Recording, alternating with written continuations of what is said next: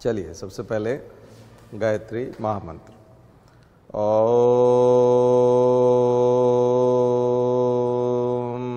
भूर्भुवः स्वः तत्सवितुर्वरेण्यं भर्गो देवस्य धीमहि धियो यो नः प्रचोदयात्। तो कल हम तरह तरह के रिफॉर्म्स की बात कर रहे थे अलग अलग सेक्टर में। आज हम कॉन्स्टिट्यूशन की बात करेंगे, लॉ, कॉन्स्टिट्यूशन। क्योंकि आप देखेंगे कि मुगलों के समय में ऐसा कोई लिखित कानून नहीं था, है ना। मुगलों के समय में इस्लामिक कानून से शरिया और कुरान और हदीस, इनसे जो है न्याय किया जाता था और इसी से लोगों को अधिकार दिए जाते थे। इसी से सरकारें चलती थी। सुल्तान या बादशाह की क्या कर्तव्य होता है, ये सब उसी में लिखा था। तो शासन तंत्र जो हमारा, दरअसल जब आप पढ़ते हो ना, पॉलिटी शब्द यूज़ करते हो, सिलेबस जब देखते हो तो आप बोलते हो इंडियन पॉलिटी, भारतीय राज व्यवस्था, और उसका एक हिस्सा है कॉन्स्टिट्यूशन, संविधान।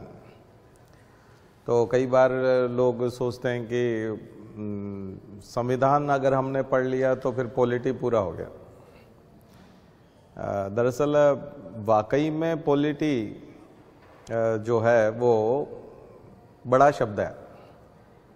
एक तो कॉन्स्टिट्यूशन है, और कॉन्स्टिट्यूशन कैसे काम करता है, कॉन्स्टिट्यूशन और उसका इम्प्लीमेंटेशन, कंप्लायंस कैसे होता है, इम्प्लीमेंटेशन कैसे होता है, वो ज़मीन पे कैसे उतारा जाता है, और कौन लोग उतारते हैं, वो कौन है जो इसको ज़मीन पे उतारते हैं, ये सारी जो कहानी है। और उतारने के लिए फिर क्या क्या तंत्र होते हैं, कौन कौन से नियम होते हैं, कौन कौन से आयोग होते हैं, कॉन्स्टिट्यूशन को चलाने के लिए कौन कौन सी संस्थाएं होती हैं, यहाँ तक कि कौन कौन सी विचारधाराएं होती हैं, आइडियोलॉजी भी। दुनिया भर में बहुत सारी आइडियोलॉजी है जिससे हम डेमोक्रेसी, ऑटोक्रेसी को परिभाषित करते हैं। हम कहते हैं कि संविधान इस तरह से, इस देश का संविधान इस तरह से काम करता है, तो वहाँ की विचारधारा के हिसाब से काम करता है। तो ये जो विचारधाराएं हैं, सिद्धांत हैं, और तमाम प्रकार की संस्थाएं हैं, तमाम प्रकार के प्लान हैं, स्कीम हैं, कमीशंस हैं, कमेटीज़ हैं, इन सबको भी संविधान के साथ जोड़ा जाता है, तब पॉलिटी बनता है। फिर इससे भी एक बड़ा शब्द है कानून, इससे भी बड़ा शब्द है। दरअसल संविधान पॉलिटी का छोटा हिस्सा है और पॉलिटी कानून का छोटा हिस्सा है, देखा जाए तो। क्योंकि कानून इससे भी बड़ी चीज है। कानून में फिर और बारीकियां आ जाती है, आईपीसी भी आ जाता है, सीआरपीसी भी आ जाता है, लैंड एक्विजिशन लॉ भी आ जाते हैं, पेटेंट एक्ट भी आ जाते हैं, इंटेलेक्चुअल प्रॉपर्टी के तमाम लॉज आ जाते हैं। तो जितने भी लॉ इनेक्ट होते हैं वो सब भी आ जाते हैं। तो कॉन्स्टिट्यूशन एक लॉ है only, fundamental law of land. हम बोलते हैं फंडामेंटल लॉ ऑफ लैंड, यानी किसी भी देश का सबसे आधारभूत कानून अगर कोई है जिसके ऊपर बाकी कानून टिकते हैं, बाकी प्रक्रियाएं टिकती, बाकी संस्थाएं टिकती है, उसी से फिर तमाम प्रकार की आइडियोलॉजी निकलती है, उसको हम लोग कॉन्स्टिट्यूशन कहते हैं। तो फंडामेंटल लॉ ऑफ लैंड है। तो लॉ और बड़ी चीज है, उसमें इनेक्टमेंट सारे, यानी कि संसद ने जितने भी कानून बनाए, देश की विधानसभाओं ने जितने भी कानून बनाए, जितने भी अध्यादेश पास किए, और वो कानून चाहे न बन पाए हों लेकिन अभी काम कर रहे हों, एलजी के ऑर्डर, नोटिफिकेशंस, गवर्नर के नोटिफिकेशंस, डिपार्टमेंट्स के नोटिफिकेशंस, गाइडलाइंस, इसके अलावा जो कानूनी संस्थाएं हैं उनके जो डायरेक्शंस हैं, इंस्ट्रक्शंस हैं, जैसे आरबीआई ने कोई इंस्ट्रक्शन दिया है, वो भी, ये सब चीज़ें मिलकर के फिर एक तरह से कानून बनती, तो वो और वृहद विषय हो जाता है और ज़्यादा बड़ी चीज़ है। तो अभी जो हम देख रहे हैं कि अंग्रेज़ों ने हमारे लिए जो शुरुआत की है वो कानून की शुरुआत भी की, पॉलिटी की भी की और कॉन्स्टिट्यूशन की भी की, लेकिन हम फोकस करेंगे कि कॉन्स्टिट्यूशन पे कितना उन्होंने ध्यान दिया। इस बीच में छोटे छोटे कानून दूसरे भी आएंगे, पर वो प्रैक्टिस में आने के लिए वो कभी पॉलिटी का हिस्सा होंगे, वो कभी लॉ का हिस्सा होंगे, ठीक है ना। तो सबसे पहले जब ये देखा कि भारत में तो ईस्ट इंडिया कंपनी ने जो है शासन स्थापित कर लिया है, वो तो अब यहाँ व्यापार करने के साथ साथ लैंड रेवेन्यू अर्न करने लगे हैं, तो उनको चिंता हुई। और ख़ास करके मैंने आपको बताया था कि क्लाइव ने जो पैसा कमाया और जो अमीरी आई नई नई, और युवाओं को लगा यूरोप के कि खास करके ब्रिटेन के, लंदन के युवाओं को लगा कि हमें जल्दी अमीर बनना है तो इंडिया जाना चाहिए, वहाँ काफ़ी पैसा कमाया जा सकता है। तो इस चीज़ को लेकर के बड़ी चिंता थी वहाँ के पढ़े लिखे लोगों में, समझदार लोगों में। नैतिकता की बात बहुत होती थी। आप देखेंगे 1215 में जो है वो मैग्ना कार्टा है, फंडामेंटल राइट्स, ब्रिटेन का मैग्ना कार्टा 1215 1215 में मैग्ना कार्टा आ गया था। इसका मतलब फंडामेंटल राइट्स की बात करने लगे थे। क्वीन या क्राउन जो है वो गौण हो गया था, लोग इंपॉर्टेंट हो गए थे 1215 में, 1215 में, जब हमारे यहाँ अलाउद्दीन खिलजी और ये सब घूम रहे थे, उसके आसपास की बात है। यानी इल्तुतमिश, वही सब, हम दिल्ली सल्तनत की स्थापना देख रहे थे उस समय में। वहाँ पर मैग्ना कार्टा आ गया, यानी कि फंडामेंटल राइट्स की बात होने लगी। और हमारे यहाँ तो जंगल राज था एक तरह का, कोई नियम कानून जैसी कोई चीज़ें नहीं थी। तो इसका मतलब वहाँ की जनता जाग चुकी थी। हम लोग और वैदिक सभ्यता में हम आगे थे, डेफिनेटली हम लोग वैदिक समय में पूरी दुनिया से आगे थे। पूरी दुनिया में लोग नहीं समझते थे कानून के बारे में, ज्ञान के बारे में, हम लोग जानकार थे, लेकिन हम सो गए, फिर अंधविश्वास में जकड़ गए, तमाम प्रकार के कुरीतियाँ हमारे यहाँ आ गई, समाज को हमने बिखेर दिया, जातिगत ताना बानों में बांट दिया, जातियाँ बन गई, महिलाओं की स्थिति खराब हो गई। कुल मिलाकर के तभी तो विदेशी शक्तियाँ हमारे ऊपर हावी हो गई। जिसको देखो वो आक्रमण कर रहा था और लंबे समय तक आक्रमण कर रहा था। लेकिन तब यूरोप अपने आप में उठ खड़ा हो गया था और उसने लोगों को अधिकार देना शुरू कर दिया था। वहाँ जब औद्योगिक क्रांति हुई तो लोगों ने हड़तालें शुरू की। आपको पता है कार्ल मार्क्स के समय में यूरोप में लोग हड़तालें करने लगे थे और इस तरह की चीज़ें होने लगी, तो लोग अपने वाजिब अधिकार मांगने लगे थे। और फ्रांस की क्रांति ने तो पूरा नक्शा ही बदल दिया, पूरी दुनिया को अलग मैसेज दिया। तो इन सब चीज़ों का प्रभाव जो है आप भारत पे देखेंगे। कानून निर्माण जो होगा, यानी जो संविधान बनेगा, उसकी शुरुआत जो होगी, तो पहली बार हम लोग जो शुरुआत देखते हैं वो देखते हैं क्लाइव के जाने के बाद। क्लाइव का जो दूसरा टर्म होता है तब देखते हैं कि कंपनी को पहली बार थोड़ा सा कर्जा मांगने की नौबत आ गई, क्योंकि सब लोग पर्सनल व्यापार में लगे थे। तो जैसे ही उन्होंने ब्रिटेन की सरकार से कर्जा मांगा, उन्होंने कहा कि ये बहुत अच्छा मौका है कंपनी को समझाइश देने का। अगर आप घर वालों से बिना पूछे, खास करके माता पिता से बिना पूछे कोई बिजनेस कर रहे हैं, ये कर रहे हैं, और आप उनसे कुछ पूछ नहीं रहे, वो कुछ कहना चाहते हैं लेकिन कहने की स्थिति में नहीं है, क्योंकि आप कमा रहे हैं और खर्च कर रहे हैं और आप अपना बिजनेस चला रहे हैं, लेकिन कभी आपका बिजनेस घाटे में चला गया और उनसे सहायता लेने की ज़रूरत पड़ी कि मेरा बिजनेस इन दिनों में ठीक नहीं चल रहा है और मुझे आपको सहायता देनी पड़ेगी, तब वो इंस्ट्रक्शन जारी कर देते हैं कि आपको ये नहीं करना चाहिए, वो नहीं करना चाहिए। रेगुलेशंस, नियंत्रण आ जाता है उसके साथ। वो जो पैसा देते हैं उसके साथ नियंत्रण आता है। आपको कई बार रिश्तेदार कर्जा भी देते हैं तो वो ये समझाइश भी देते हैं भाई ज़्यादा खर्च न किया करो।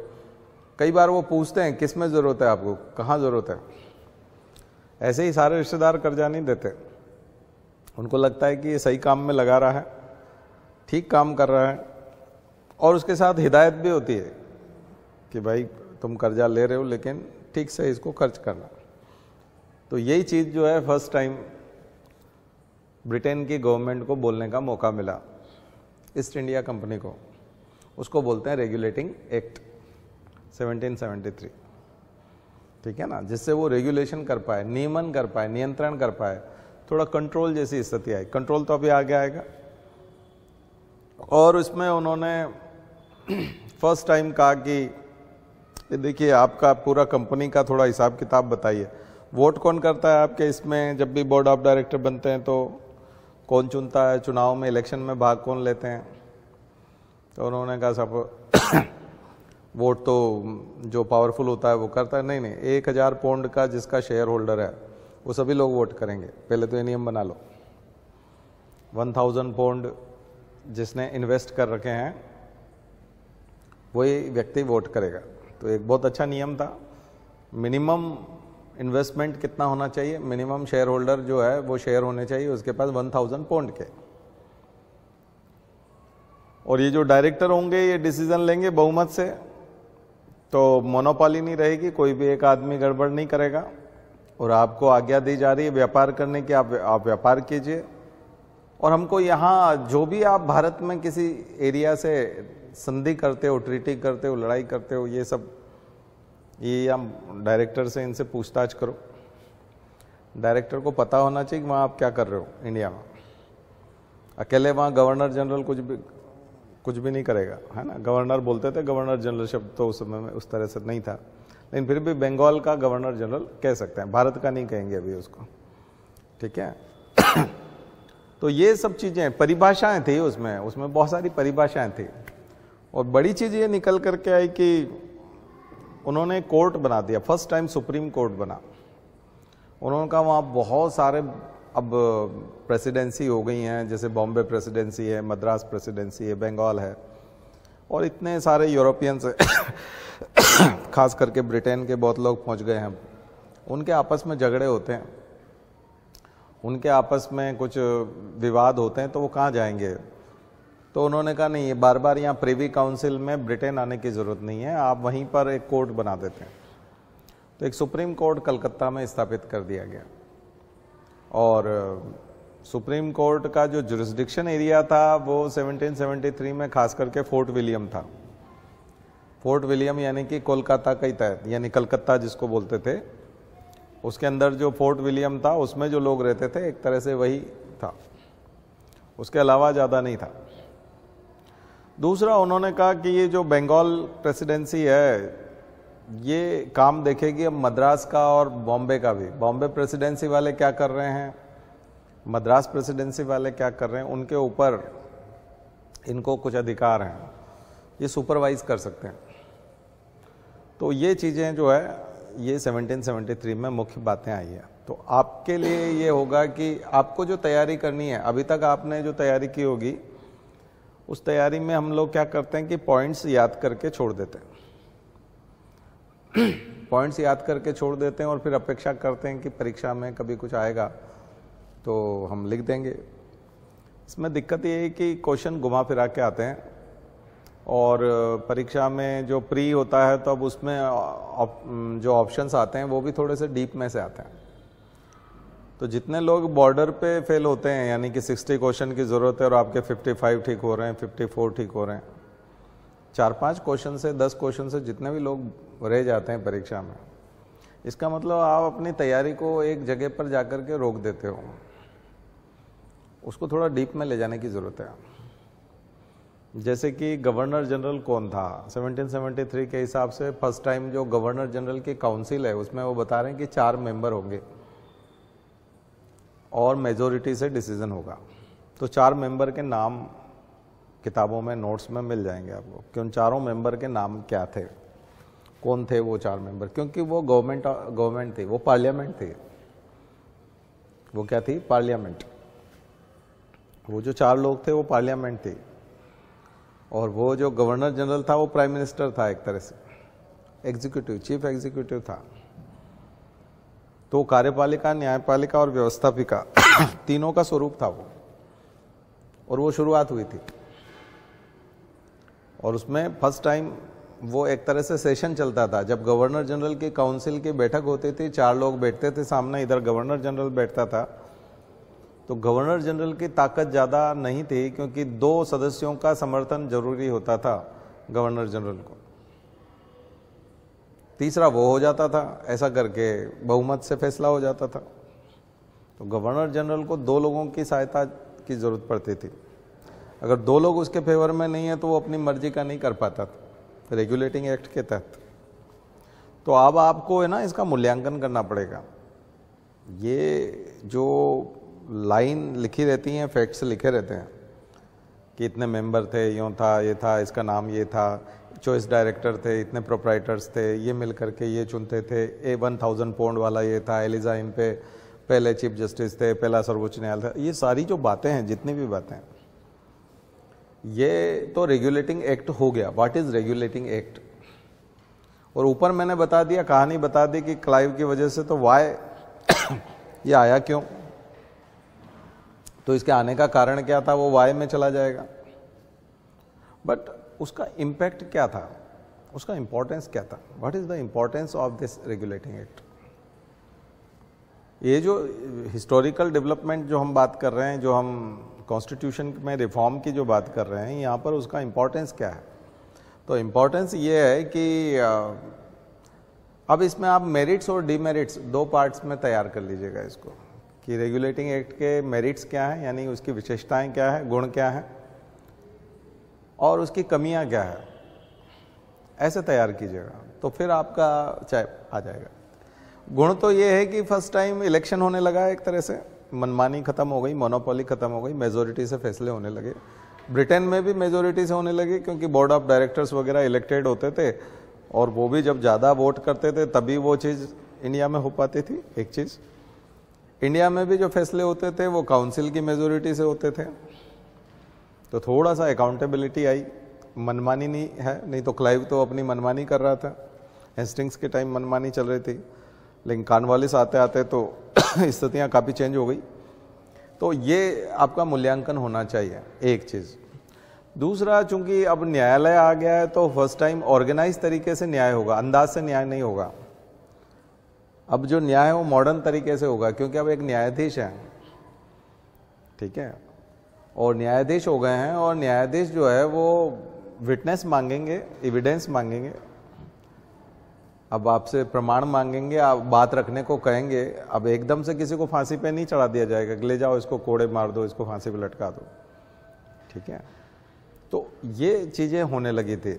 फिर कमियां क्या थी? कमियां ये थी कि वो जो सुप्रीम पावर होंगे बंगाल के over Madras and Bombay presidency, वो क्लियर नहीं था, उसको बहुत अच्छे से क्लियर नहीं किया गया था कि बंगाल प्रेसिडेंसी के कितने अधिकार होंगे, कितना राइट होगा, वो कितना कंट्रोल कर पाएगा, उसको स्पष्ट नहीं था। तो एम्बिग्विटी बनी हुई थी, संदिग्ध था, एक चीज। दूसरा, जो कोड था वो अभी पूरे भारत पे या बहुत सारे यूरोपियंस पे उस तरह से लागू नहीं हो रहा था, क्योंकि उसके जुरिस्डिक्शन के मामले में क्लैरिफिकेशन नहीं थे, ठीक है, तो उसके क्लैरिफिकेशन नहीं थे, वो उसको क्लैरिटी नहीं थी, सॉरी क्लैरिफिकेशन नहीं, क्लैरिटी नहीं थी, स्पष्टता नहीं थी, तो उसकी दिक्कत थी। और दूसरी चीज है कि ऐसे समय में क्राउन का और ब्रिटेन की गवर्नमेंट कैसे इसको रेगुलेट करेगी और क्या क्या वो कर सकती थी, ये भी स्पष्ट नहीं था। तो कुल मिलाकर रेगुलेटिंग एक्ट में उतनी स्पष्टता नहीं है, जबकि एक लंबा चौड़ा होना चाहिए कानून। जब आप बना रहे हो तो उसमें हर चीज क्लियर होनी चाहिए, उसकी लाइन, थिन लाइन से आपको, उससे नहीं, बल्कि आपको स्पष्ट बात करनी चाहिए कि ये ठीक रहेगा, ये ठीक नहीं रहेगा, ठीक है। तो ऐसे करके आपको उसके मेरिट्स और डिमेरिट्स के तौर पे ले जाना पड़ेगा। तो अभी तक जो मैंने रेगुलेटिंग एक्ट बताया पहले की क्लासेस में भी, तो वो बहुत सिंपल बता दिया कि इसमें यूँ था, ऐसा ऐसा था, आपने भी सुन लिया, आपने भी तैयार कर लिया। लेकिन खास करके वो बच्चे जो 55 क्वेश्चन तक जाते हैं, 52 पर जाते हैं, 50 से तो क्रॉस तो कर जाते हैं, लेकिन 60 पे नहीं पहुंचते। इसका मतलब है कि अब पूरी तैयारी कर ही लो,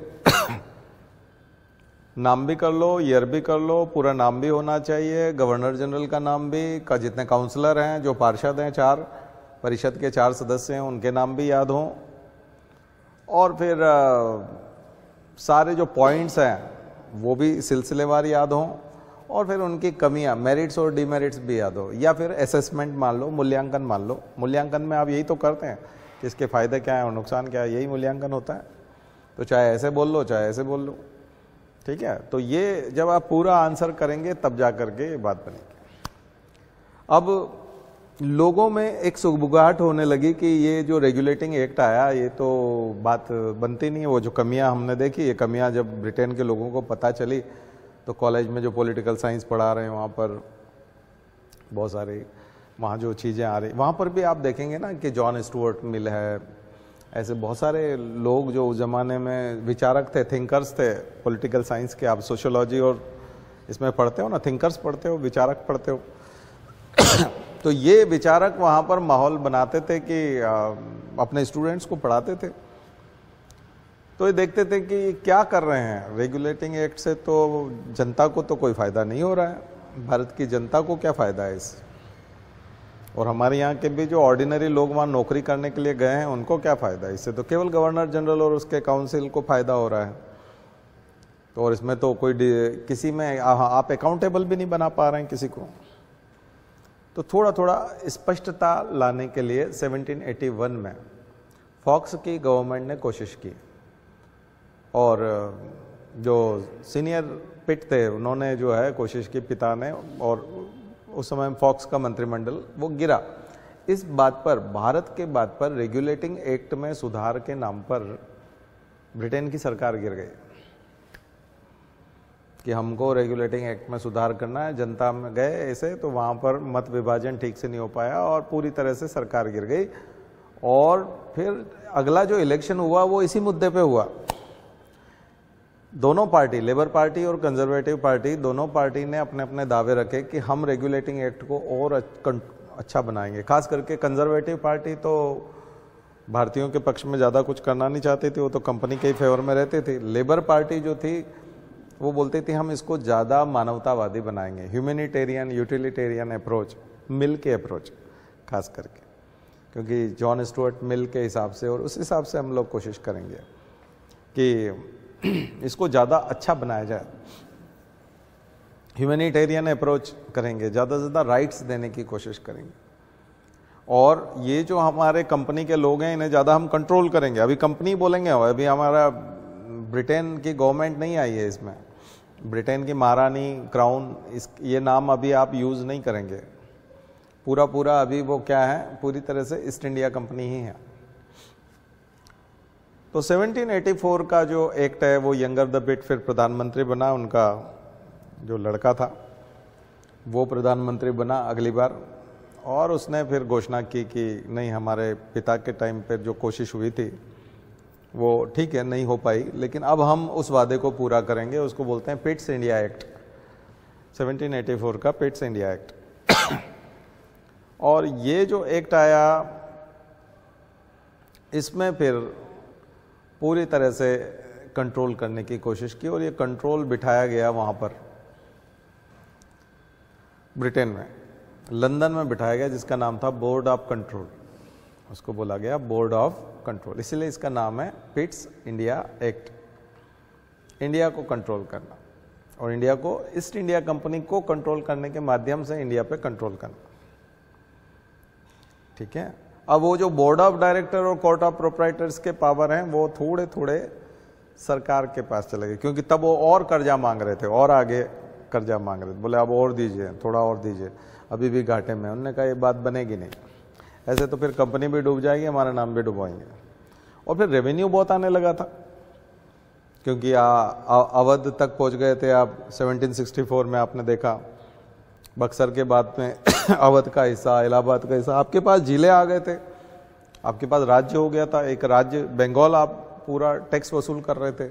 अब आप व्यापार नहीं कर रहे थे, मुनाफा नहीं कमा रहे थे, अब आप टैक्स ले रहे थे, और टैक्स का मतलब उसके बदले में आपको कुछ देना नहीं है। टैक्स के बदले में कुछ देना नहीं पड़ता है, वो तो एक आपकी कमाई है। तो वो ऐसे किसी कंपनी की कमाई कैसे हो सकती है? तो इसलिए इसको बहुत अच्छे से कंट्रोल करने की, तो भारत सचिव का पद एक तरह से यहाँ पर आया। हालांकि ये पद स्पष्ट बाद में हुआ, लेकिन यहाँ पर जो है एक इंडिया सेक्रेटरी है ना, तो वो भारत बोर्ड ऑफ कंट्रोल के माध्यम से आया। और अब इसमें एक बड़ा परिवर्तन ये आया कि अकाउंटेबिलिटी बढ़ाने के लिए, गवर्नर जनरल की अकाउंटेबिलिटी बढ़ाने के लिए उन्होंने कहा कि ये जो मेंबर्स होंगे ये 3 होंगे। अब काउंसिल मेंबर्स कितने होंगे? काउंसिल में 3 ही मेंबर्स हुआ करेंगे, और गवर्नर जनरल की तरफ अगर एक व्यक्ति भी है तो भी काम हो जाए, क्योंकि जिधर भी गवर्नर जनरल होगा उसको वेटेज दिया जाएगा, उसका मत मान लिया जाएगा। तो कंसेंट उसको केवल एक आदमी की लेनी है। गवर्नर जनरल को कोई भी फैसला करने के लिए 3 में से एक भी अगर उसके साथ है तो भी काम बन जाएगा। तो गवर्नर जनरल का पावर बढ़ गया, यहाँ पर गवर्नर जनरल का पावर बढ़ गया। तो ये जो हिस्सा है इसको आप 1784 का एक छोटा सा माइन्यूट सा और स्पष्टीकरण देने के लिए, जुरिस्डिक्शन एरिया भी बढ़ गया था उधर। वो जो है थोड़ा सा और मैं बताऊं, 1786 में और इसमें यहाँ पर जो जितने भी ये संशोधन है, 1786 का संशोधन भी तैयार कीजिए। कई बार हम लोग संशोधन तैयार नहीं करते हैं। एक 1781 का संशोधन है, वो रेगुलेटिंग एक्ट का संशोधन है, और 1786 का संशोधन 1784 में संशोधन है ना। यानी पिट्स इंडिया एक्ट में जो अमेंडमेंट आया छोटा सा, वो 1784 में आया। ये सब ज़्यादा क्लैरिटी लेके आ रहे हैं, इस एक्ट के बारे में ज़्यादा क्लैरिटी है। और जुरिस्डिक्शन एरिया भी बढ़ता जा रहा है सुप्रीम कोर्ट का। सुप्रीम कोर्ट का जुरिस्डिक्शन एरिया अब हो गया था यहाँ आते आते पूरा भारत। पूरा भारत यानी कि जितने भी यूरोपियंस हैं, खास करके ब्रिटेन के लोग हैं, पूरे इंडिया में जहाँ पर भी, चाहे वो बॉम्बे प्रेसिडेंसी में हो चाहे मद्रास प्रेसिडेंसी में हो, तो मद्रास में, बॉम्बे में, कलकत्ता में, और कलकत्ता नगर के जितने भी लोग हैं, कलकत्ता सिटी के लोग जो हैं, वो भी उस जुरिस्डिक्शन में आ गए। अब वो चाहे वो इंडियन हो, वो भी सुप्रीम कोर्ट जा सकते थे, उनको भी सुप्रीम कोर्ट जाने का हाँ, तो ये डेवलप हुआ। ठीक है ना। नेक्स्ट 1793 का चार्टर एक्ट। अब गवर्नमेंट को लगने लगा वहाँ पर कि देखिए इसे बार बार कानून बनाने से कोई फ़ायदा नहीं है, क्योंकि अब इस्टेब्लिश हो गया है, और अब बहुत सारे राजे रजवाड़े जो प्रिंसली स्टेट हैं वो बात करने लगे हैं, और तब तक स्थिति काफ़ी हद तक क्लियर होने लगी थी। तो आपने देखा था कि मराठों के साथ लड़ाइयाँ हो गई थी, मराठा वॉर हो गया था, एंग्लो मराठा वॉर है, एंग्लो मैसूर वॉर चल रहे थे उस समय में, टीपू सुल्तान के साथ लड़ाइयाँ चल रही थी। वेलेजली चला गया था, वेलेजली के तो बाद में गया था, लेकिन उससे पहले 1793 में उन्होंने कहा अब देखिए अब 20 साल के लिए हम लोग कानून बनाएंगे, बीच बीच में कानून बार बार बनाने की ज़रूरत नहीं है, 20 साल के लिए हम एक आज्ञा पत्र देंगे, चार्टर। तो उसको बोला गया चार्टर एक्ट। तो ये 20 साल के लिए था, और 20 साल के लिए जो ये कानून बनेगा ये यथावत अनवरत चलता रहेगा। तो अब उन्होंने कहा कि 1793 में एक तो सबसे पहले लोगों ने एक कहा कि ये जो ब्रिटेन के जो ईस्ट इंडिया कंपनी है केवल यही व्यापार कर रही है, व्यापार में केवल इसी की मोनोपोली है, और भी बहुत सारी कंपनियां तब तक तैयार हो गई कि हम भी इसी तरह का मुनाफा कमाना चाहते हैं, भारत जाना चाहते हैं। तो उन्होंने कहा यदि आप भारत जाना चाहते हैं तो देखिए ऐसा है कि इतने ज़्यादा लोगों को तो नहीं भेज सकते, आप लाइसेंस ले लीजिए, पहले आपको लाइसेंस लेना पड़ेगा, और लाइसेंस लेकर के आप भारत जा सकते हैं। लेकिन चाय का व्यापार और चीन के साथ व्यापार, चाय का व्यापार यानी टी, जो चाय के बागान हैं वो केवल ईस्ट इंडिया कंपनी देखेगी, उसका व्यापार आप लोग नहीं करेंगे। आप दूसरे तरह के व्यापार करना चाहते हैं करिए, लेकिन चाय के व्यापार में आप नहीं कूदेंगे। एक चीज, और चीन के साथ अभी ईस्ट इंडिया कंपनी ही रहेगी, लेकिन इंडिया जाकर के आप बसना चाहते हैं, शौक से जाइए, लाइसेंस लेके जाइए, यहाँ से रजिस्टर करा के जाइए, कौन जा रहा है, कितने लोग जा रहे हैं और कितने समय के लिए जा रहे हैं और वापस कब आएंगे। एक तरह का पासपोर्ट वीज़ा टाइप की चीज़ें होने लगी। तो थोड़ा सा कंट्रोल था, रेगुलेशन था कि हर कोई ना चला जाए, नहीं तो फिर वो वहाँ जा कर के विवाद होंगे और उसको झगड़े को सुलझाना जो है वो दिक्कत होगी। तो ये ऐसी चीज़ें 1793 में तय हुई और ये 20 साल के लिए उन्होंने कानून दिया। आगे जो कानून आया वो 1813 में, 20 साल बाद फिर 1813 में। हाँ अच्छा 1813 है, ओके। कौन सा वाला? Free trade. फ्री ट्रेड तो अब बताऊंगा ना मैं। नहीं, ब्रिटिशर्स पहले रेस्ट्रिक्टेड लाइसेंस के साथ तो आ सकेंगे ना। हाँ लाइसेंस के साथ, अच्छा हाँ ठीक है। हाँ हाँ मोनोपोली खत्म कर दी। हाँ नहीं 1813 में तो पूरी मोनोपोली खत्म कर दी ना, चाय और वो वाली भी खत्म कर दी। मतलब 13 आते आते तो पूरी तरह से मोनोपोली खत्म हो गई ना 13 वाले। हाँ सही है, वो देख लीजिएगा। पर अब आपको मूल चीज़ है, ये तो हम पहले भी बता चुके हैं और आपकी किताब में भी लिखा हुआ, लेकिन मूल चीज़ इसमें यह है कि मूल्यांकन करना है आपको, मेरिट्स डिमेरिट्स बतानी है।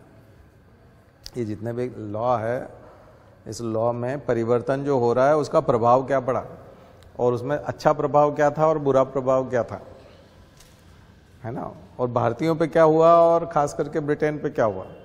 तो 1813 में एक और बड़ी चीज़ हुई कि अब जो जाएंगे भारत में, एक तो फ्री ट्रेड करेंगे, दूसरा उन्होंने कहा कि अब भारत में जो भी जाएगा खास करके मिशनरीज जो हैं ईसाई मिशनरीज जो हैं वो धर्म का प्रचार कर पाएंगे। पहले धर्म का प्रचार करने की छूट नहीं थी भारत में। अब उन्होंने कहा कि नहीं, अब आप धर्म का प्रचार कर सकते हैं और इसके चूंकि अब भारत में आप धर्म का प्रचार करेंगे तो ये तो भारतीयों के ऊपर उपकार कर रहे हैं आप, क्योंकि उनको रोशनी दिखा रहे हैं, उनको नया रास्ता दिखा रहे हैं, भगवान ईसा मसीह से आप उनको परिचय करा रहे हैं। तो ये बड़ा काम है। तो मिशनरीज में जो फादर हैं, नन हैं, वहाँ जो कई लोग प्रचार के लिए अपनी ज़िंदगी डोनेट कर देते हैं धर्म के लिए, तो वो लोग फिर प्रचार करते हैं, स्कूल खोलते हैं, हॉस्पिटल्स खोलते हैं, ये इस तरह के काम भी करते हैं, चैरिटी वाले काम भी करते हैं। तो ये लोग अगर जाएंगे तो उसके लिए धर्म प्रचार के लिए 1 लाख रुपया उसका सरकार खर्च करेगी इन लोगों के ऊपर। एक तरह से वो भारतीय राजस्व से खर्चा होगा, क्योंकि ये ब्रिटेन खर्च नहीं करेगा, क्योंकि इंडिया के लोगों का भला होने वाला है आपके जाने से। हालांकि उसके बाद आपको पता है धर्म प्रचार के साथ साथ धर्म परिवर्तन भी हुआ, बहुत सारे लोग ईसाई बने और यही विवाद का कारण बना। लेकिन वो खास करके आदिवासी क्षेत्रों में गए, घने जंगलों में भी गए दलितों में भी गए और कई ऐसे लोगों को जिनको शिक्षा की, चिकित्सा की ज़रूरत थी, वहाँ उन्होंने मदद की। उससे प्रभावित होकर के भी दोनों फैक्टर थे, पुश फैक्टर भी था, पुल फैक्टर भी था, धर्म परिवर्तन में दोनों फैक्टर हैं। लेकिन यहाँ एक प्रलोभन था और साथ में धर्म परिवर्तन था। तो ये एक बड़ी चीज़ है जो यहाँ 1813 में हुई, ठीक है ना। और अगला देखिए फिर 1833, तो ये थोड़ा सा रिवॉल्यूशन हो जाएगा। 1833 का जो चार्टर एक्ट है वो बहुत बड़ा परिवर्तन है, क्योंकि इसमें उन्होंने थोड़ा ढांचा पूरा ही बदल दिया। एक तो उन्होंने कहा कि देखिए ये जो बंगाल का गवर्नर जनरल है, अब ये बंगाल का गवर्नर जनरल नहीं रहा, अब ये भारत का गवर्नर जनरल हो गया। इसको बोलेंगे governor general of India. Lord William Bentinck थे उस समय में, तो अब वो गवर्नर जनरल बंगाल के नहीं रहे, अब वो भारत के गवर्नर जनरल हो गए हैं। दूसरी, गवर्नर जनरल की परिषद में, काउंसिल में अभी तक 3 मेंबर होते थे, अब एक चौथा मेंबर आ गया है, 4th मेंबर की एंट्री हो गई है। और वो जो 4th मेंबर है वो लॉ मेंबर होगा लॉ मेंबर। दरअसल वो वोटिंग में हिस्सा नहीं लेगा, जब भी वोटिंग होगी तो उसमें हिस्सा नहीं लेगा, लेकिन लॉ बनाने में उसकी मुख्य भूमिका रहेगी। कोई भी लॉ अगर बन रहा है तो वो उसकी मुख्य भूमिका रहेगी। तीसरी चीज़, गवर्नर जनरल की परिषद में जो कुछ भी अब बन रहा है उसको एक्ट कहा जाएगा, अधिनियम कहा जाएगा। अब उसका नाम हो जाएगा एक्ट, वो एक्ट कहलाने लगा। और ये जो फोर्थ मेंबर था लॉर्ड मैकॉले, जो फर्स्ट मेंबर था लॉ मेंबर, लॉर्ड मैकाले, इसकी चेयरमैनशिप में पहला लॉ कमीशन भी आया। अभी 22वां लॉ कमीशन चल रहा है और 22वें लॉ कमीशन की रिकमेंडेशन आती रहती हैं समय समय पे, आप न्यूज़ में देखते हैं। तो आपको अभी के लॉ कमीशन के चेयरमैन और उनकी रिकमेंडेशन क्या हैं ये सब भी पता होना चाहिए, विकिपीडिया पे जाके पढ़िए। तो पहला लॉ कमीशन तब आया था, अभी 22वां है। तो पहला लॉ कमीशन 1833 में, 1834 है ना, 1834 में बनाया गया था लॉ कमीशन। और उसका उद्देश्य क्या था? उसका उद्देश्य था कि लॉ बनाना है, आपको लॉ का कोडिफिकेशन करना है। तभी आईपीसी और सीआरपीसी बनाए थे उसने, 1860 में बनाकर कंप्लीट कर दिए थे उसने। और उनको अभी इस साल बदल दिया, इसलिए ये हिस्ट्री बहुत इंपॉर्टेंट है, क्योंकि इस बार हमारे यहाँ गृह मंत्रालय ने पूरा बदल दिया है उसको। अब उसका इंडियनाइजेशन कर दिया, भारतीकरण हो गया है ना। अधिकांश के नाम इंडिया के रख दिए हैं, मतलब हमारे देशी नाम हो गए। तो वो भी ज़रूरी था, बहुत समय हो गया। तो बहुत सालों तक उसका कोई परिवर्तन नहीं हुआ था। 1860 से चल रहा था, मतलब आप देखिए कितने समय से हम लोग उसको झेल रहे थे। 40 साल तो वो हो गए, ये 23 साल ये हैं, 163 सालों से हम जिसको ढो रहे थे। ढो इसलिए रहे थे क्योंकि हमने इतना कुछ देश बना दिया, इतनी यूनिवर्सिटीज़ हैं, इतने सारे एजुकेशन है, इतने पढ़ने पढ़ाने वाले लोग हैं, और हम उसके नाम नहीं बदल पा रहे हैं। अभी भी ब्रिटिशर्स यानी मैकॉले जो बना के गया था उसी को कॉपी पेस्ट कर रहे थे, और देश के न्यायालय भी उसी से चल रहे थे, पुलिस स्टेशन उसी से चल रहे थे, और जनता को उसी के आधार पर सजाएं सुनाई जा रही थी। सेडिशन का जैसा लॉ भी अभी बदला इन्होंने। तो ये बड़ा काम है, क्योंकि अब सेडिशन, राजद्रोह, भगत सिंह को या गांधी जी को जिस आधार पे आप जेल में डाल रहे हो, अभी के बच्चों को भी उसी आधार पे आप जेल में डाल रहे हो। तो अभी आप अंग्रेज थोड़ी हो, अभी आप विदेशी आदमी थोड़े। अभी तो अपनी बात रख पाए। घर परिवार में कोई बात करने के लिए अगर एफआईआर करने लगेगा फिर तो बात ही खत्म हो जाएगी। अगर पड़ोसी के साथ विवाद होता है और एफआईआर होती तो बात समझ, लेकिन वो कोई अपने पिता से और बड़े भाई से बात करे और उसकी एफआईआर कराए, तो ऐसे तो फिर घर में तो कभी बात ही नहीं कर पाएंगे हम। तो घर परिवार की बातचीत को तो एफआईआर का विषय नहीं बनाया जा सकता, ठीक है ना। तो पर वो था अभी तक सेडिशन। तो ऐसी बहुत सारी चीज़ें थी जो बदली। तो उसकी शुरुआत 1834 में फर्स्ट लॉ कमीशन के आधार पर कोडिफिकेशन का काम, ठीक है। तो Indian penal code, Indian criminal procedure code, CrPC, ये सीपीसी, सिविल प्रोसीजर कोड, ये सारी चीज़ें जो है ये उस समय में बनना शुरू हो गई थी। उसके अलावा भी और भी बहुत सारे कानून बने, लेकिन ये इम्पोर्टेंट कानून था, बिल्कुल ये फंडामेंटल लॉ के जैसा ही है। फिर वही दोनों को अलग अलग करना कि सिविल लॉ हैं, क्रिमिनल लॉ हैं, इस तरह से ये तो लॉ से जुड़ी हुई सारी चीज़ें इस समय में हुई। और दूसरा शिक्षा से संबंधित चीज भी हुई। शिक्षा, एजुकेशन और लिटरेचर पर पैसा खर्च किया जाएगा। एजुकेशन और लिटरेचर पर पैसा खर्च किया जाएगा, और वो जो एजुकेशन और लिटरेचर पर पैसा होगा वो खास करके भारतीय मत से ही होगा, लेकिन उसके ऊपर स्पेशल ध्यान दिया जाएगा। और मैकॉले को तो एजुकेशन के लिए भी जाना जाता है, इंग्लिश एजुकेशन, अंग्रेजी भाषा, अंग्रेजी माध्यम में। मैकॉले चाहता था कि हम रूप रंग नस्ल के रूप में चाहे वो इंडियन हो, लेकिन उनका जो कल्चर है वो अंग्रेजी हो जाए। उनके कपड़े पहनने का सलीका, बात करने का तरीका और उनका कम्युनिकेशन, ये सब जो है इंग्लिश हो जाए। यही मैकॉले चाहता था। तो उसके बाद वो वुड्स डिस्पैच में वो दिखेगा भी सही, है ना, जो कल हमने बात की थी वुड्स डिस्पैच, उसमें वो सब चीज़ें दिखेगा। तो 1833 कई मायनों में इम्पॉर्टेंट है, ठीक है। तो इसको बहुत अच्छे से कीजिए, बल्कि 1.5 पेज में बनाइए इसका नोट्स। 1833 का जो नोट्स बनेगा वो लगभग 1 से 1.5 पेज में बनाइए, मिनिमम 1 पेज में तो बनेगा। बहुत सारे मुद्दे हैं इसमें डिस्कस हुए हैं, तो इसको मैंने आज थोड़ा सा आपके लिए परिचय दे दिया, माहौल बना दिया है। अब आज ही जा करके आप उसको रिवाइज करिए, नोट्स बनाइए। 1833 20 साल के लिए था। 1853 में उन्होंने कहा देखो अब 20 साल के लिए भी क्यों बनाए हम लोग,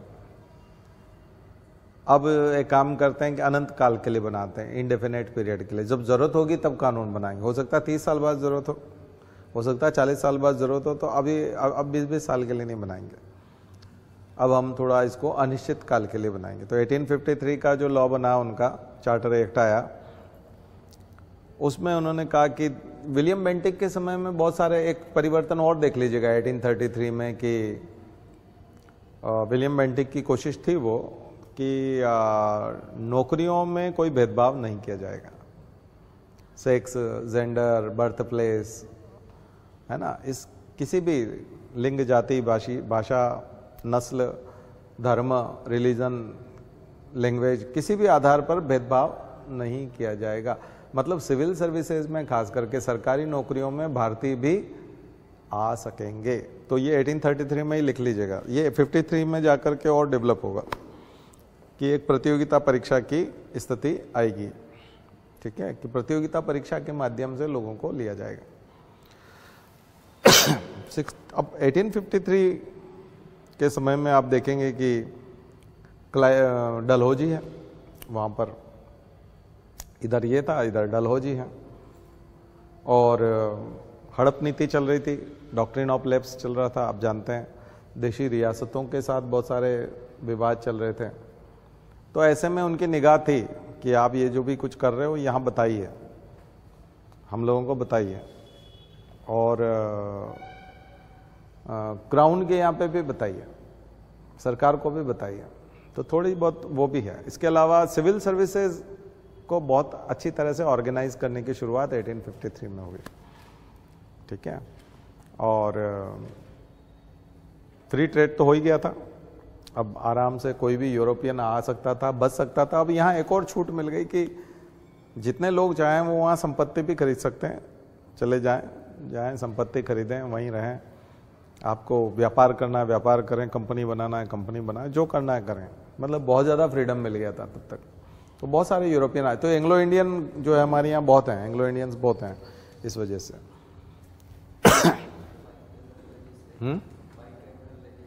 यस, बाई कैमरल लेजिस्लेचर भी आ गया, और हाई कोर्ट्स भी आ गए, और कॉलेजेस भी आ गए। एजुकेशन, वुड्स डिस्पैच इसी समय में है, तो एजुकेशन वाली चीज़ें भी हो गई।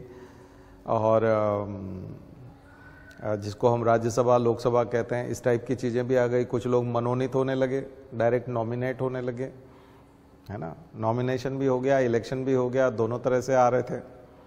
तो बाई कैमरल लेजिस्लेशन भी आ गया, और साथ साथ प्रांतों में भी प्रोविंशियल लेजिस्लेशन भी आ गया। प्रोविंशियल लेजिस्लेशन भी यहाँ पर आपको देखने को मिलेगा, प्रांतों में भी। खास करके बंगाल में तो था ही, कलकत्ता में तो, लेकिन मद्रास में, बॉम्बे में, वहाँ पर भी लेजिस्लेटिव असेंबली उन्होंने एक तरह से बना ली।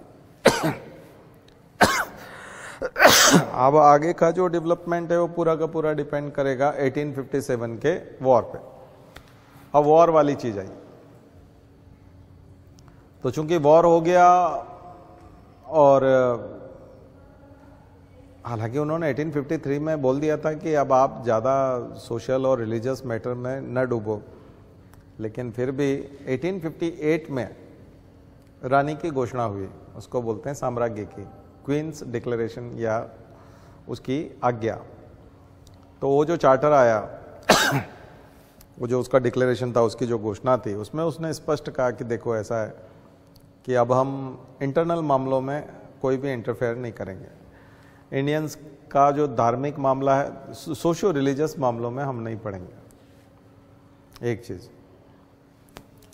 और किसी भी राजा की जमीन वगैरह नहीं हड़पी जाएगी।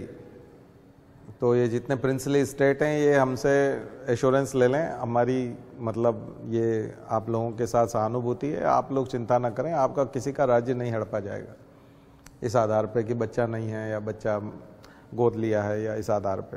तो ये स्पष्ट कर दिया उन्होंने। और सभी को बराबर प्रमोशन मिलेगा, पदोन्नति मिलेगी, और सब लोग सेना में भर्ती हो सकेंगे, हम सरकारी नौकरियों में आ सकेंगे, भेदभाव नहीं होगा स्पष्ट, और सिविल सेवाओं में भी भाग ले पाएंगे। इस प्रकार की नई नई चीज़ें 1858 में। लेकिन जो सबसे बड़ा परिवर्तन, पहली लाइन जो आपको लिखनी है उसमें 1858 में, वो है कि अब गवर्नर जनरल को वायसराय बोलने लगे।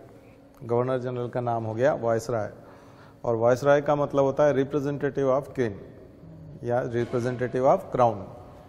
रिप्रेजेंटेटिव ऑफ क्राउन, वो सीधा क्राउन का प्रतिनिधि था, क्राउन का प्रतिनिधि।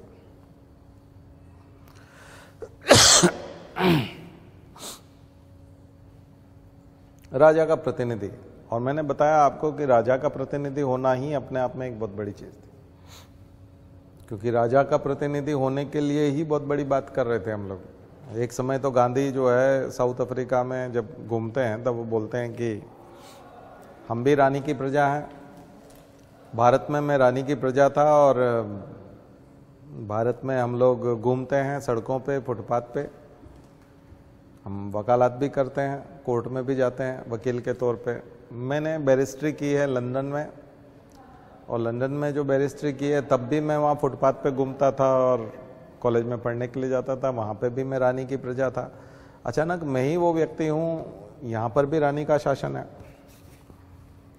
साउथ अफ्रीका में भी ये भी गोरे लोग हैं, अंग्रेज हैं, ये खुद भी रानी को ही मानते हैं राजा, यानी ये भी रानी की सत्ता को ही मानते हैं। तो फिर यहाँ ऐसा क्या हो गया कि यहाँ मेरे साथ भेदभाव हो रहा है? दरअसल हम रानी की प्रजा होना चाहते हैं। कुछ बात समझ में? 1893 में जब गांधी साउथ अफ्रीका जाते हैं, 1893, तो वो एक तरह से रानी की प्रजा होने का दावा करते हैं और उसको सौभाग्य मानते हैं। इसी तरह से सर सैयद अहमद खां, इसी तरह से राजा राम मोहन राय, ये सब लोग कोई विदेशी शासन को उखाड़ फेंकने की बात करने वाली बात नहीं कर रहे हैं शुरुआत में। ये लोग सीधा सीधा बोल रहे हैं कि हम रानी की प्रजा हैं। यहाँ तक कि रविन्द्रनाथ टैगोर लिखते हैं कि जनगण मन अधिनायक जय है, भारत भाग्य विधाता। ये भी वो क्राउन के लिए लिख रहे हैं शुरुआत में, कि आप हमारे मनों पर, हमारे लोगों पर, ये पूरा जो गण है, रिपब्लिक है, इस सब के अधिनायक हो, आप सोवरीन हो, और हम आपकी जय बोलते हैं। भगवान की जय नहीं, उनकी जय, अंग्रेज की जय। तो हम वो जो अब गाते हैं, अब तो हम कॉन्स्टिट्यूशन की जय बोलते हैं, भारत की जय बोलते हैं, लेकिन उनको भारत का भाग्य विधाता बोला है कि आप भारत के भाग्य विधाता हो। विधाता मतलब भगवान, भाग्य लिखने वाले हो आप। तो ये तो बहुत बड़ी चीज़ थी। तो ये चीज़ फर्स्ट टाइम आई है 1858 में। तो ये भारत के लिए भी एक जश्न का समय था कि हम रानी की प्रजा हो गए थे, और वो भी 58 में। और अब वो जो था वायसराय, वो कोई गवर्नर जनरल और वो नहीं, और कंपनी नहीं है। अब कंपनी का शासन खत्म, ईस्ट इंडिया कंपनी का शासन खत्म है 1858 में। अब कंपनी की जगह सीधा शासन जो है वो सरकार का, ब्रिटेन की सरकार ब्रिटेन का जो भी प्रधानमंत्री बनेगा उसकी नीतियां यहाँ लागू होंगी। ब्रिटेन की संसद में जो इनेक्टमेंट होगा वो लागू होगा। अंतिम फैसला जो प्रिवी काउंसिल करेगा वो यहाँ पे लागू होगा। तो हमारा कानून जो है वो टुकड़ों में ऐसे बना है। 1935 में जाकर के उसने बहुत बड़ी शक्लें ले ली, लेकिन वो अभी शिशु अवस्था में था, है ना, बहुत छोटा था।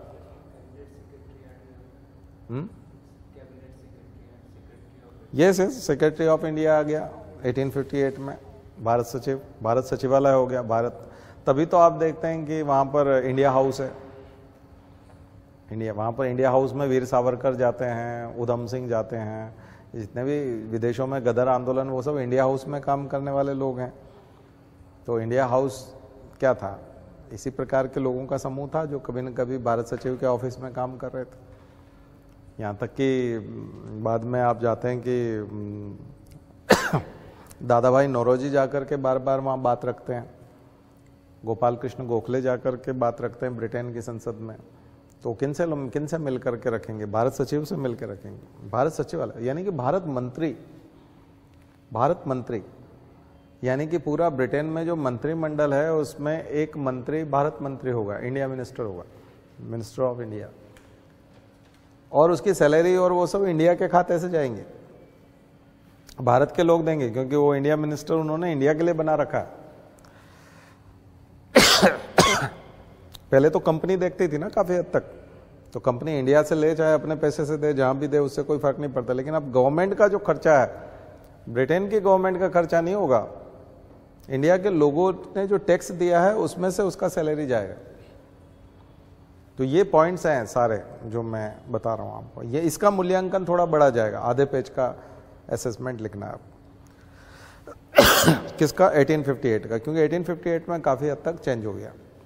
अब काउंसिल में मेंबर भी बढ़ गए, 15 के आसपास हो गए, और उधर 1861 में तो और भी बढ़ गए। उसका नाम था इंडियन काउंसिल एक्ट, वो तो मेंबर बढ़ाने का ही एक्ट था देखा जाए तो, और मेंबर बढ़ा दी गए उसमें, और उसमें 3 लोकल मेंबर भी ले लिया, वही पटियाला के राजा, जिंद के, और वो सब बनारस के राजा, और वो 3 इंडियन भी लिए। उन 3 इंडियन को उसमें एंट्री दी। वो वोट तो नहीं कर सकते थे, बोल भी नहीं सकते थे, क्वेश्चन भी नहीं कर सकते थे, लेकिन वो कार्रवाई को देख सकते थे कि गवर्नर जनरल और उनकी काउंसिल बैठ करके क्या डिसीजन ले रही है, इसकी कार्रवाई वो देख सकते थे 1861 में। अब आप देखेंगे कि 1858 के बाद 1861 तो एक तरह का ये संशोधन जैसा ही है, एक अमेंडमेंट है छोटा सा। लेकिन आप देखेंगे कि 61 के बाद 92 तक ऊपर, 1892 है ना, तब तक बिल्कुल शांति मिलेगी आपको। 31 साल की, 31 साल तक, यानी इंडियंस केवल देखा जाए तो महारानी की प्रजा होने का ही इंतजार कर रहे थे। उनको ये बुरा लग रहा था कि एक कंपनी, ईस्ट इंडिया कंपनी जो व्यापार करने आई, वो हमारे ऊपर शासन कर रही। और इस समय में धन का निष्कासन तो बहुत तेजी से हो ही रहा था है ना, ड्रेन ऑफ वेल्थ तो खूब तेजी से चल ही रहा था। लेकिन सीधा कांग्रेस बनी 1885 में, और उसके बाद 1892 में अधिनियम आएगा। उससे पहले 31 साल तक कोई अधिनियम नहीं है। इसका मतलब कोई विद्रोह नहीं है, किसी प्रकार का बड़ा विद्रोह नहीं है, और कोई सुगबुगाहट नहीं है। इसका मतलब महारानी ने आकर के घोषणा की कि मैं माफी मांगती हूँ। एक तरह से माफी तो नहीं मांगी उसने, लेकिन एक तरह से आप लोगों के उसमें हस्तक्षेप नहीं करेंगे, चिंता मत करो, सेना में भी आ जाओगे, सिविल सर्विसेज में भी आ जाओगे, अब हमारा वायसराय हो गया है, नाम बदल दिया है, अब कंपनी वंपनी नहीं बची, अब हमारा खुद का शासन है, अब हमारे बच्चे हो, हम चिंता करेंगे अब तुम्हारी। इसका मतलब इंडियंस ने मान लिया 31 साल तक कोई विद्रोह नहीं, कोई सुगबुगाहट नहीं, कोई वॉर नहीं, कोई झंझट नहीं। आप देख रहे हैं कितना जबरदस्त वो शांति काल आ गया एक तरह का। इस बीच में अकाल भी हैं, बहुत सारी समस्याएं भी हैं। वो लीटन भेज दिया है बदमाश को, फिर उन्होंने उस चीज़ को सुधारा है, फिर डफरीन, फिर कांग्रेस बना दी। फिर वो कांग्रेस बनाने का प्रभाव था कि कांग्रेस के लोग जो थे वो प्रभाव डालने लगे। कांग्रेस उन्होंने शुरू में अपने लिए बनाई थी कि विद्रोह जो हुआ था 1857 का जो विद्रोह हुआ, वैसा कहीं विद्रोह फिर से तो नहीं पनप रहा, इसलिए हर साल इन लोगों का एक सेशन कराओ, और ये जहाँ इकट्ठे होंगे वहाँ बातचीत करेंगे तो उसमें कुछ मुद्दे निकल करके आएंगे तो हम उसको सॉल्व कर लेंगे। तो इसलिए उसको सेफ्टी वॉल्व माना गया कि एक सेफ्टी वॉल्व की तरह उसकी स्थापना हुई है। तो यही जो है आप मान के चलिए कि 1892 का जो अधिनियम है, इसमें कांग्रेस ने कहा कि देखिए आपने मेंबर तो बिठा दिए, मेंबर तो आप बढ़ाते भी जा रहे हो, कोई बात नहीं, इंडियन भी ले रहे हो, लोकल लोगों को भी लेने लगे हो, अच्छी बात है, लेकिन हमें प्रश्न पूछने के तो अधिकार ही नहीं है, हम केवल कार्यवाही देख पाते हैं। तो सबसे बड़ी चीज 1892 में हुई कि हमें प्रश्न पूछने का अधिकार मिला, फर्स्ट टाइम। भारतीय भी प्रश्न पूछ सकते थे, लेकिन काउंटर क्वेश्चन नहीं कर सकते थे। प्रश्न पूछ के उत्तर हासिल कर लेंगे, उस उत्तर के बदले में फिर नया प्रश्न नहीं ला सकते कि ऐसा क्यों। जैसे कि नहर के बारे में कि नहर निकाली गई, बताइए, हाँ निकाल दी है, बोले नहीं कहाँ निकाली, कहाँ से कहाँ तक है, ये नहीं पूछ सकते आप। केवल उनसे आप पूछ लोगे कि नहर निकाली कि नहीं, उन्होंने कहा निकाल दी, अब कहाँ निकाली है ये नहीं पूछ सकते। तो क्वेश्चन पूछने का अधिकार है, लेकिन काउंटर क्वेश्चन पूछने का अधिकार नहीं। फिर से क्वेश्चन में क्वेश्चन आप नहीं निकाल सकते।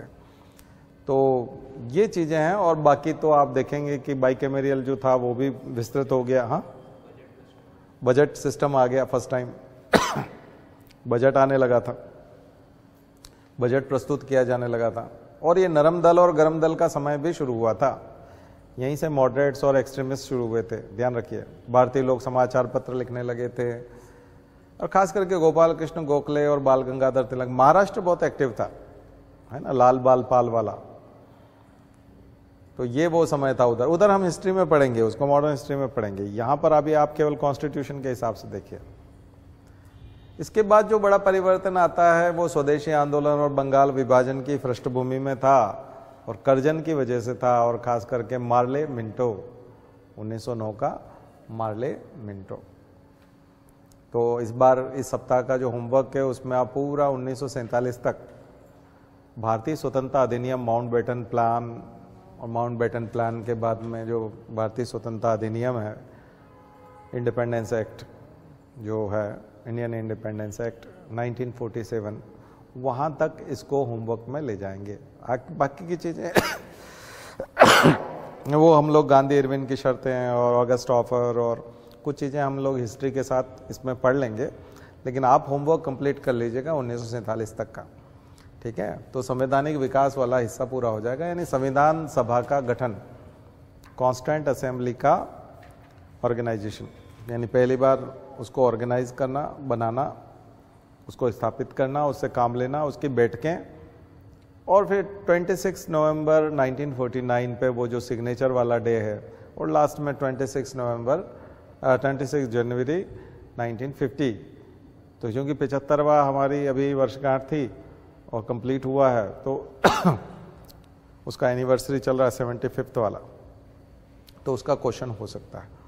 तो संवैधानिक विकास वाली जो चीज़ है ये पूरा आपका होमवर्क रहेगा। मार्ले मिंटो को अच्छे से 1.5 पेज में लिखिएगा क्योंकि जो बंगाल विभाजन की जो इच्छा थी उसको कर्जन की फूट डालो और राज करो की नीति माना जाता है, और वो फूट डालो और राज करो वाली नीति आपको 1909 में, देखिए वो तो थोड़ा सा कॉम्प्लिकेटेड है, मुझे याद नहीं रहता, बाइकैमेरियल वाला, और वो जो सेंट्रल लेजिस्लेटिव असेंबली है, केंद्रीय विधानसभा है, उसमें कितने मेंबर क्या है, वो चार्ट बना हुआ है, वो आपको रटना पड़ेगा। एग्जाम के हिसाब से आपको लिखना है, इसलिए आपको तो रटना पड़ेगा। मेरे को एग्जाम नहीं देनी इसलिए मैंने रटा नहीं है बाकी मैं बता देता हूँ कि उसको रट लेना, ठीक है। मैंने बहुत पहले रटा था, पर भूल वाल गए, उसके बाद से मैं आप ही लोगों को बोलता हूँ कि आप उसको याद कर लेना, ठीक है ना। मैं नहीं रटता उसको, उसमें फालतू समय लगाने से कोई मतलब नहीं है। मैंने जब देनी थी तब मैंने रटा था ठीक है।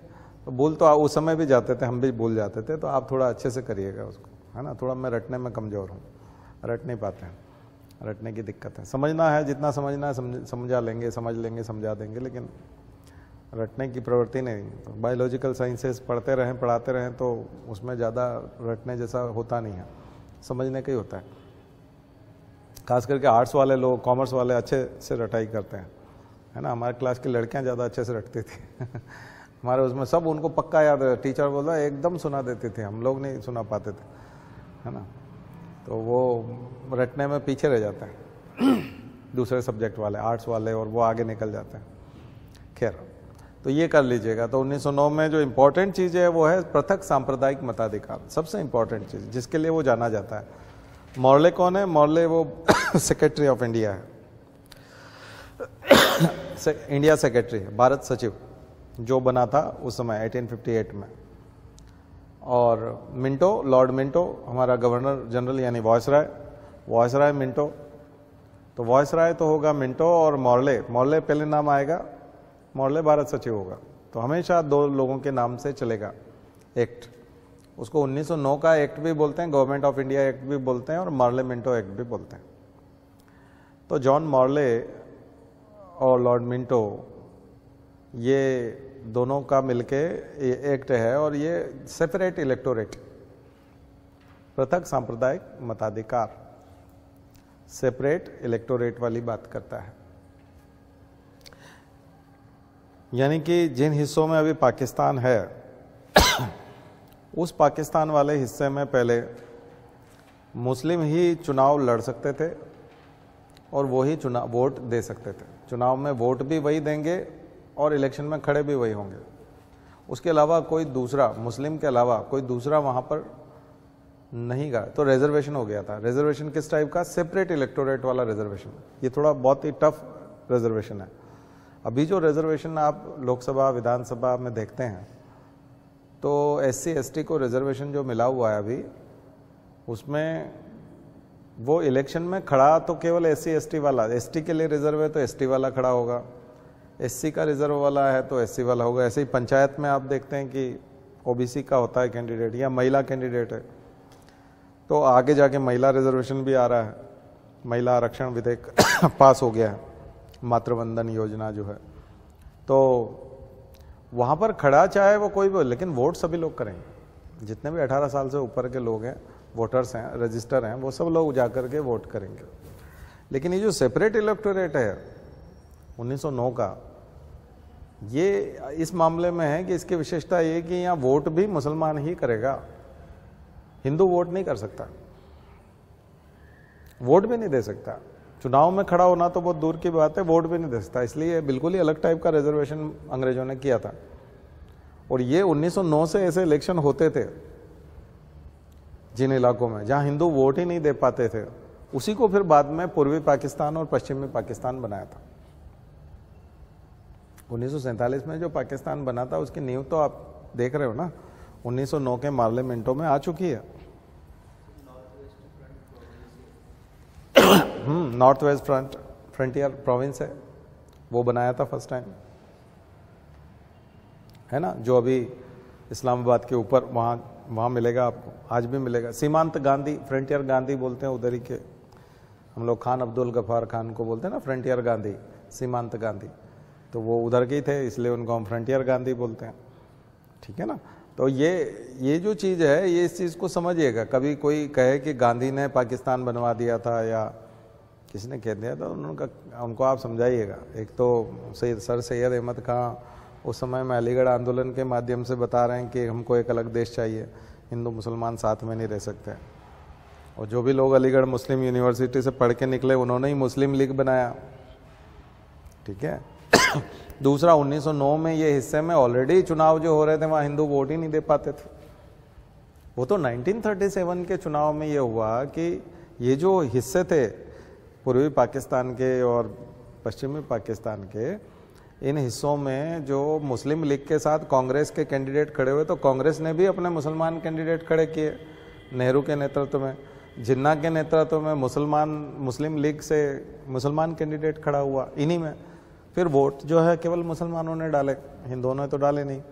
लेकिन 94% सीटें जो थी वो कांग्रेस के मुसलमानों ने जीत ली 1937। तो उन्होंने नेहरू के नेतृत्व में, नेहरू की लीडरशिप में विश्वास जताया 94% मुसलमानों ने 1937 में। तो फिर जिन्ना को लगा कि ये तो बहुत ही खतरनाक हो जाएगा, सेपरेट इलेक्टोरेट से बात बनने वाली नहीं है। 1909 में जो सेपरेट इलेक्टोरेट बना है तो पागल है हमारे लोग, समझते ही नहीं। नेहरू तो हिंदुओं का है और कांग्रेस हिंदुओं की है, और मुस्लिम लीग हमने जो बना रखी हमें वोट देना चाहिए था, ये तो कांग्रेस को वोट दे रहे हैं मुसलमान, ये तो पागल हो गए। ये तो नेहरू को मान रहे हैं नेता अपना, मुझे नहीं मान रहे। तो फिर वो 37 में उस इलेक्शन के रिजल्ट से उसका दिमाग ठनका कि अब तो अलग देश बनाने से ही फायदा होगा, क्योंकि अगर इस देश में रह गए तो फिर से नेहरू के अंडर में ही रहना पड़ेगा। तो फिर उसने जिद पकड़ ली कि नहीं, अब इलेक्शन वाली बात ही नहीं है, अब तो पाकिस्तान चाहिए। वहां से पाकिस्तान की मांग 1939 के आसपास से, 37 के रिजल्ट से उसका दिमाग खराब हो। पहले उसको लगा कि चलो दूध का दूध पानी का पानी हो जाए, 37 के इलेक्शन में साफ साफ पता चल जाएगा मुस्लिम लीग कितनी पावरफुल है। लेकिन पता चला कि वहां तो नेहरू पावरफुल है मुसलमानों में भी। और इतना कुछ करने के बाद भी, तमाम करने के बाद भी उनसे ज्यादा मुसलमान यहीं रह गए, पाकिस्तान से ज्यादा मुसलमान भारत में ही रहने को तैयार हो गए। बोले हमको तुम्हारे साथ आना ही नहीं, बाढ़ में जाओ तुम, हमको नहीं रहना तुम्हारे साथ। ये तो बहुत ही बड़ी चुनौती थी ना। तो जो दावा था कि मुस्लिम लीग मुसलमानों की पार्टी है और सारे मुसलमान मुस्लिम लीग को ही मानते हैं, एक तो ये दावा खराब था। दूसरा, मुसलमानों का नेता जिन्ना है, ये दावा भी गलत था। और एक सारे के सारे मुसलमान पाकिस्तान जाएंगे, ये दावा भी गलत था। तीनों दावे खराब। मुस्लिम लीग मुसलमानों की पार्टी, जिन्ना मुसलमानों का नेता और पाकिस्तान मुसलमानों का देश, केवल एकमात्र भारत नहीं है। उनसे ज्यादा मुसलमान यहां रह गए, इसका मतलब भारत भी मुसलमानों का था। मुसलमानों के लिए ये भी एक देश था, केवल पाकिस्तान नहीं था। तो वो जो पूरा जो हवा निकल गई, तीनों चीजों की हवा निकल गई। अब इसमें गांधी कहां से आ गए? गांधी तो कोई प्रचार करने नहीं गए ना जिन्ना का, सब मुसलमानों के लिए। ये अब नेहरू का कि नेहरू को वोट दो, मैं इधर हूं, तुम सब इसी को, ये सब दरअसल क्या है, ये सब अनपढ़ गंवार जो लोग हैं हमारे घरों के, जो बुजुर्ग टाइप जो दिन भर व्हाट्सएप देखते रहते हैं, उनका कमाल है। तो ये इनके चक्कर में न पड़ना, मतलब सिविल सर्विसेज की तैयारी करना और समझाने की कोशिश भी मत करना, वो पागल है, उनका कोई कुछ नहीं हो सकता, वो वैसे ही मरमरा जाएंगे। पर नई जनरेशन भी वो और उसकी भी बात है वो उसका और बट्टा। सब लोग तो सिविल सर्विसेज की तैयारी नहीं करेंगे, उसका हमको कोई करना भी नहीं कुछ। लेकिन गांधी को कम से कम जिम्मेदार, उसमें पढ़ा लिखा आदमी, समझदार आदमी, गांधी को घसीटे नहीं। मार्ले मिंटो है, फूट डालो राज करो, करजन, बंगाल विभाजन, तब गांधी यहाँ था नहीं। सर सैयद अहमद खान कर रहे थे जब, बहुत सारे 1875 में गांधी जब 6 साल के थे, तब वो अलीगढ़ आंदोलन इसी बेस पे था, पाकिस्तान की मांग थी वो एक तरह की। तो मुझे लगता है कि ये चीज़ें जो है ये इसमें समझिएगा। इसमें जिन्ना फार्मूला भी आएगा, नेहरू रिपोर्ट भी आएगी है ना। इससे पहले तो मॉन्टेग्यू चेम्सफोर्ड है, मॉन्टेग्यू अगेन इंडिया सेक्रेटरी, और चेम्सफोर्ड जो है वो वायसराय, हमारे वायसराय था। और इसमें जो सबसे बड़ी चीज़ निकलती मॉन्टेग्यू चेम्सफोर्ड में, इसमें और हमारा जो लेजिस्लेटिव काउंसिल थी या लेजिस्लेटिव असेंबली थी, वो और ज़्यादा पावरफुल हुई, स्पष्ट हुई। और सबसे बड़ी चीज़ है इसमें महिलाओं को मताधिकार मिला, वोटिंग राइट। महिलाओं को पहली बार वोटिंग राइट 1919 में मिला, 1919 में। तो ये इंपॉर्टेंट चीज़ें समझिएगा। इसके बाद 1919 का जो संविधान बना, इस समय तक अंग्रेजों को लग गया कि गांधी की एंट्री भी हो गई थी, असहयोग आंदोलन भी शुरू हो गया था, अंग्रेजों को लग गया कि अब भारत पे राज करना मुश्किल है, मुश्किल होगा भारत पे, अब भारत को स्वतंत्र करना ही होगा देर सवेर। तो क्यों ना अब स्वतंत्रता की घोषणा करें, उससे पहले इनको कहा जाए कि आप देख लो भाई, ये 1919 में तो हमने तुम्हें बहुत ताकत दे दी। वो तो गांधी जी आए, जलियांवाला हो गया, और जलियांवाला कांड हुआ, तो फिर गांधी जी तो तैयार थे 1919 के हिसाब से, तिलक महाराज भी चले गए, बाकी जो काफ़ी कांग्रेस के नेता थे वो सब तैयार थे कि चलो अब 1919 के हिसाब से इलेक्शन लड़ेंगे, और अच्छी सीटें हैं, और अब तो हमारी विधानसभा होगी, हमारी लोकसभा होगा, मतलब जो भी अब इंडियंस ही सब कुछ डिसाइड करेंगे, एक तरह का डोमिनियन स्टेटस जैसी स्थिति आ जाएगी। लेकिन हुआ ये कि जलियांवाला बाग हो गया, तो फिर उन्होंने कहा नहीं नहीं ये नहीं होगा। इस बीच होम रूल चल रहा था, एनी बेसेंट भी आई, तो बोले नहीं ये होम रूल, हमारा होम रूल पूरा होम रूल ही होना चाहिए, घर का शासन हो, ये विदेशी क्या कर रहे हैं इसमें। हमने आयरलैंड में लड़ाई लड़ी और हमने अपना होम रूल जीत के देखा। तो मैं आयरलैंड के जो अनुभव हैं वो आपको बताना चाहती हूँ। हमने होम रूल इन्हीं अंग्रेजों से लिया है, तो आप भी होम रूल लीजिए, अपना खुद का शासन लीजिए, और ये पूरा लीजिए कंप्लीट। ये क्या तरीका हुआ, आधा अधूरा। अब ये क्या कर रहे हैं अंग्रेज यहाँ पे, अब ये चाहे रहें यहाँ पर, लेकिन इस तरह से तो हमारे इसमें हस्तक्षेप न करें। हमारे लोगों के कानून हम बनाएं, लोगों की सुविधाओं का ख्याल हम रखें, स्कूल हम खोलें, सड़कें हम बनाएं, टैक्स हम वसूल करें, हिसाब किताब हम रखें। ठीक है, इनको रहना है तो रह लें, सुपरविजन कर लें, देख लेंगे हम ठीक से कर रहे हैं कि नहीं, पर बाकी पूरे अधिकार दिए जाए। तो एनी बेसेंट ने भी भड़काया, थोड़ा जलियांवाला हो गया तो गुस्सा आ गया, तो उन्होंने कहा नहीं चुनाव में भाग नहीं लेंगे। स्वराज पार्टी बनाई, चित्तरंजन दास ने, मोतीलाल नेहरू ने, तेज बहादुर सप्रू, उन्होंने कहा नहीं हम तो लड़ेंगे, हम आपके साथ नहीं हैं।